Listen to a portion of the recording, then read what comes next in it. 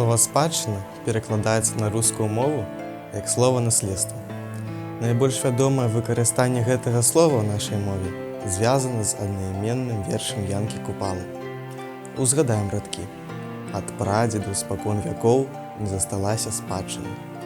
Узнікненне гэтай лексемы тлумачыцца праз спалучэнне прыстаўкі «пад» і кораня, родаснага словам «даць» – «дзець». Той, хто атрымлівае тое, што перададзена. Тлумачальны слоўнік беларускай мовы падае наступнае значэнне слова «спадчына».